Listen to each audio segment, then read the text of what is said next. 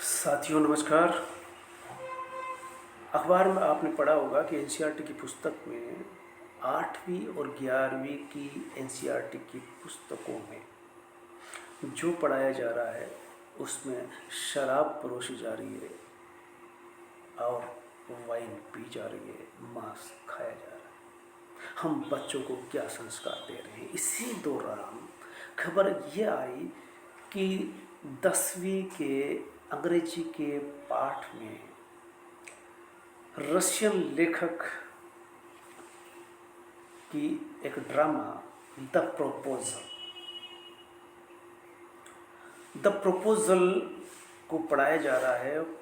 Proposal में भी यही चीज आती है कि शादी में प्रपोज कैसे किया जाता है। रशियन संस्कृति की एक झलक दिखाने के लिए यह सब दिखाया गया।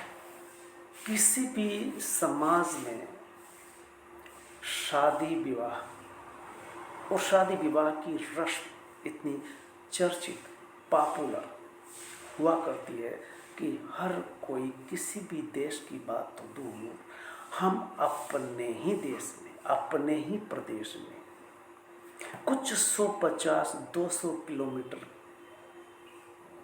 दूर जाने पर ही शादी के रस्म रिवाज में फर्क आ जाता है। ऐसे में साहित्य के बतौर, संस्कृति के बतौर हम दूसरे देशों की संस्कृति को देखना पहचानना चाहते हैं।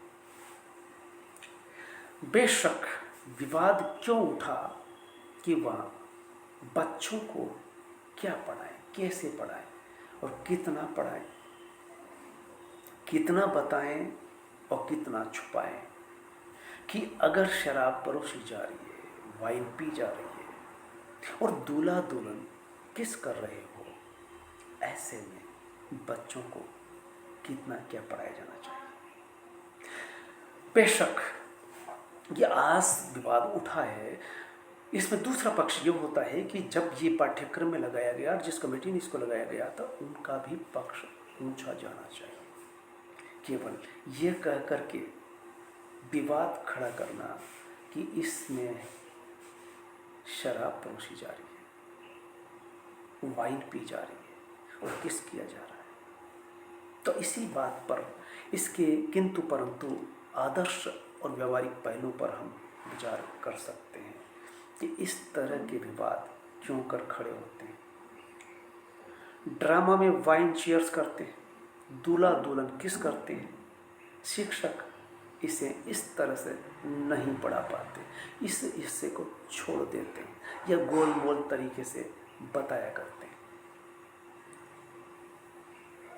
8वीं 11वीं की कक्षा में भी मांस खाने और शराब पीने से संबंधित कुछ पाठ आए जिस पर विवाद पहले से हो रहा है। कहा गया कि शराब को महिमा मंडन किया गया है। इसी तरह से एंटोनी चेखव के इस रशियन ड्रामे में भी होता है कि शराब पीकर जश्न मनाया जाता है। शादी से पहले समारोह में ही दूल्हा दुल्हन किस करते हैं। तो ऐसे में शिक्षक इसे किस तरह से पढ़ाएगा या इसे पढ़ाने से बचेगा। एंटोनी चेखव का यह ड्रामा 1888-89 में लिखा गया, द प्रपोजल। अंदाजा लगाइए कि तब यहाँ वर्षों तक घूंघट प्रथा रही, लड़का लड़की को देख नहीं सकता, तब वह इतना खुलापन था। आज वो चीज़ें यहाँ भी प्रतिरूपित हो रही। हम जिसके खिलाफ बोलना चाह रहे हैं वो सब यहाँ अपना लिया गया है। पार्टियाँ शराब से शराब हो रही हैं, वाइन पी जा रही है और शादी समारोह में ऐसा कुछ बहुत कुछ होता है। तो शादी के प्रस्ताव पर आधारित है ये ड्रामा, जिसमें रशियन संस्कृति को बताया जाता है कि किस तरह से प्रपोजल किया जाता है, प्रपोज किया जाता है लड़की को। लड़का लड़की के घर आता है, लड़की के पिता के सामने लड़की को प्रपोज करता है। बहस होती है लड़के के पिता में और लड़के में। लेकिन उसी समय लड़का बेहोश होने का नाटक करता है और लड़की का पिता उसी समय बेहोशी को देखते हुए शादी करने से हाँ कर देता है और ये कहते हुए कि जल्दी से जल्दी इनकी शादी की जाए। और शादी में रिश्तेदार आते हैं और शराब वगैरह परोसी जाती है। और ये सब होने के बाद दूल्हा दुल्हन से कहा जाता है कि भाई अब किस करो। इस तरह से पिता ही जब ये कह रहा है, ये फर्क भारतीय संस्कृति और रशियन संस्कृति को दिखाने के लिए शायद किया गया हो। तो इस तरह से रशियन संस्कृति की झलक इस शादी में दिखाई देती है। शादी की रशियन परंपरा, रीति रिवाज, लड़के के द्वारा प्रपोज किया जाना और रिश्तेदार आकर के दोनों को आशीर्वाद देते हैं और वाइन चीयर्स करते हैं और दूल्हे दुल्हन उस समय के किस करते हैं। जस्ट शुरू हो जाता है। शिक्षक इस ड्रामे को लेकर के बोलते हैं, गोल मोल तरीके से इस संदर्भ को बता पाते हैं। बेशक भारतीय शिक्षक के लिए ये एक चुनौतीपूर्ण काम होगा। अति नैतिकता, आदर्शवादिता और व्यवहार में फर्क होता है। यह फर्क करने की आवश्यकता है कि जो कल तक की नैतिकता थी, आदर्श थे, आज वो सब नहीं चल रहे। 19वीं 20वीं सदी में वो जो कुछ हो रहा था, 21वीं सदी बहुत आगे बढ़ चुकी है। तब शादियाँ धर्मशाला में, सड़कों पर हुआ करती थी, खुले मैदान में होती थी। आज मैरिज हॉल में होती। लड़की के यहाँ बारात लेकर के जाते थे, अब लड़की वाले खुद लड़के के यहाँ आकर के शादी समारोह मैरिज हॉल में शादी कर रहे हैं। पर 3 दिन की बारात आया करती थी, अब 1 दिन की भी नहीं, चंद घंटों में शाम को बारात आती है और सुबह सुबह ही लौट जाती, विदा हो जाती है। तो इस तरह से बच्चे क्या सीखेंगे, सवाल ये उठा और विवाद हुआ। रशियन, यूरोप, अमेरिका और ब्रिटेन में शादी किस तरह से होती है, ये दिखाने का शायद मकसद रहा होगा। ये बात तो वो जो पाठ्यक्रम में जिसने लगाया वो कमेटी बता सकती है। ये सब भारत में नहीं हो रहा, बल्कि भारत के हर प्रदेश में शादियाँ अलग अलग तरह कैसे होती है, बल्कि हर प्रदेश के हर ज़िले में या 50-100 किलोमीटर दूर पर ही शादी के रीति रिवाज बदल जाते हैं। बेशक यह मांस नहीं परोसा जाता, बेशक अधिकांश शादियाँ बिना शराब की होती हैं, लेकिन स्क्रीन पर जो लड़के लड़की को जिस तरह से प्री मैरिज के संदर्भ में दिखाया जाता है, हीरो हीरोइन की तरह गले मिलते हुए, डांस करते हुए, वो भी कल तक भारत में नहीं हो रहा था, वो हो रहा है। और कल वो दिन भी दूर नहीं जो इस नाटक में दिखाया गया है वो भी होने लगे। आज हम जिस पे भी बात कर रहे हैं, कल ये व्यावहारिक हो सकता है। चूँकि हम उस वक़्त पर्दा प्रथा में थे, अभी 20-25 साल पहले तक भी बाल विवाह हुआ करता था, अब युवा होने पर ही शादी होती, बल्कि 30-25 के पार होने कर 30 के भी पार हो जाते तो भी शादियाँ नहीं हो रही, लड़कियाँ खुद मना कर देती है। तो बदलाव बड़ी तेज़ी से आ रहा है और यहाँ तक कि लड़के लड़की घर वालों से बिना पूछे भी शादियाँ करने लगे।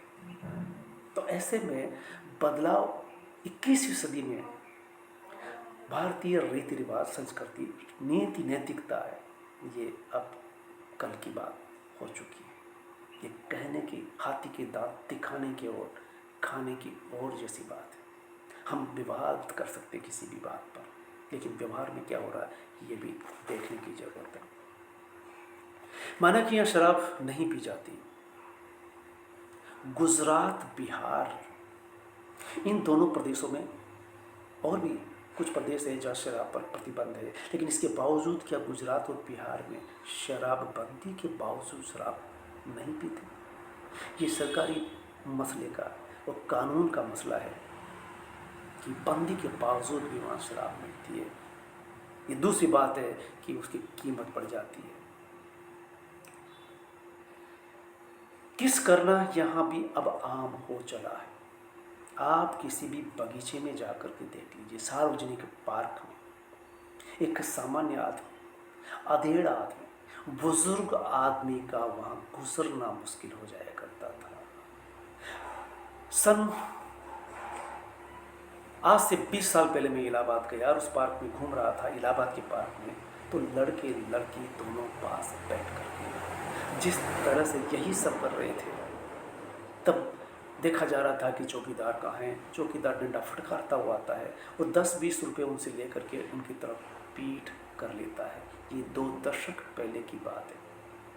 मैं नहीं बता सकता कि अब कोटा या दिल्ली के इलाहाबाद के पार्कों में क्या और कितना चल रहा होगा। इसी तरह के अगर पाठ्यक्रम की बात की जाए तो मुझे याद आता है कि चित्रलेखा उपन्यास, जब BA फर्स्ट ईयर में उपन्यास के बतौर भगवती चरण वर्मा का उपन्यास लागू किया गया, उसमें भी सामंत बीजगुप्त चित्रलेखा से शराब मिल बैठ करके पीते हैं, किस करते हैं। तब सवाल उठा था, हमारी कच्छ मैडमों ने कहा कि इस उपन्यास को किस तरह से पाठ्यक्रम में लागू किया और इसे नहीं पढ़ाया जाना चाहिए। ये एक पक्ष था और अधिकांश लोगों ने उसे नहीं पढ़ाया। मैंने कहा कि इसमें बहुत सारे ऐसे पहलू हैं जो युवा वर्ग को पाठ पढ़ाते हैं, जैसे मठाधीश और संत असंतों में फर्क करना बताते हैं। योगी और योगी के नाम पर जो विचार हो रहा है उस पर किस तरह से ये आईना दिखाता है। इसलिए मैंने पहली बार उसे पढ़ते ही 10 प्रति मंगा करके विद्यार्थियों को उपलब्ध कराई और उसका मूल्यांकन करते हुए 500 की प्रतियां छपा करके कई कॉलेजों में मैंने बांटी और विद्यार्थियों तक पहुंचाई। उस वक्त मैंने कईयों से पूछा कि भाई यहाँ चित्रलेखा चलती है, पढ़ी क्या? तो पढ़ाने वालों ने कहा क्या पाठ्यक्रम बदल गया है क्या? यानी दिसंबर तक पढ़ाने वालों को भी ये पता नहीं था कि पाठ्यक्रम में चित्रलेखा लग चुकी है, बल्कि वो ये कहते रहे कि इसको कैसे पढ़ाया जाए। सवाल ये उठता है कि पढ़कर के उसे देखा जाए कि उसमें और पॉजिटिव चीज़ें कितनी हैं। तो उन्हीं पॉजिटिव चीज़ों को देखते हुए मैंने ये कोशिश की थी। और इसी तरह से यहाँ भी उस कमेटी से पूछा जाना चाहिए, उस भास्कर को भी जो इस पर सवाल खड़ा कर रहा है, या उन विवाद करने वालों को कि जिसने इसे पाठ्यक्रम में लगाया वो क्या सोच के लगाया। और इस ड्रामा में इसके अलावा जो दिखने वाली चीज़ है, इसके अलावा भी बहुत सारी चीज़ें हैं जो दिखाई देनी है। और सरकार क्यों करके एंड्रॉयड फ़ोन में पोर्नोग्राफी जो बटन दबाते ही चालू हो सकती है, कानूनन सार्वजनिक जगह पर देखा नहीं जा सकता, लेकिन जब हाथ में वो हथियार आ गया तो सार्वजनिक जगह और निजी जगह के लिए ज़्यादा फर्क नहीं रह जाता। विधानसभा संसद में जनप्रतिनिधि भी ऐसा देखते हुए पकड़े गए हैं। और विद्यार्थियों को, युवाओं के हाथ में जो एंड्रॉयड फ़ोन आ गया है, तो उसको आप कैसे बचाएं? जबकि ये सवाल कई बार उठता रहा है कि सरकारें इस पर प्रतिबंध क्यों नहीं लगाती। सुना है कि चाइना में इस पर प्रतिबंध है, तो भारत में क्यों नहीं है? इस तरह से कुछ सवाल है जिसको बात का बतंगड़ जिसे कह सकते हैं। 10वीं के बच्चे मोबाइल एंड्रॉयड फ़ोन रखते हैं, इंटरनेट चलाते हैं, यूट्यूब वीडियो देखते हैं, तो उनकी पहुंच क्या पोर्नोग्राफी तक नहीं होगी? सवाल ये उठता है।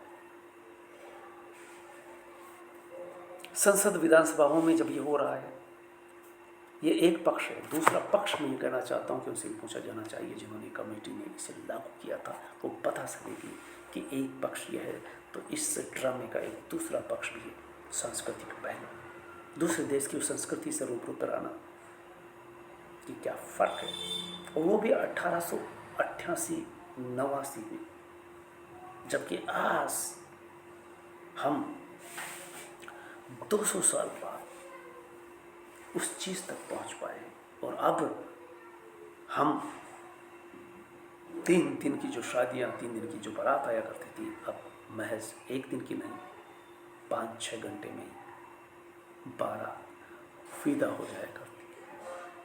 तो समय के साथ बहुत कुछ बदल जाया करता है, इसलिए हम बहुत सी पुरानी चीज़ों के नाम पर सिर्फ राजनीति करते हैं, लेकिन ये कोई समस्या का समाधान नहीं। समस्या का समाधान तब होगा जब हम पूरी तरह से पोर्नोग्राफी पर रोक लगा सकेंगे। धन्यवाद।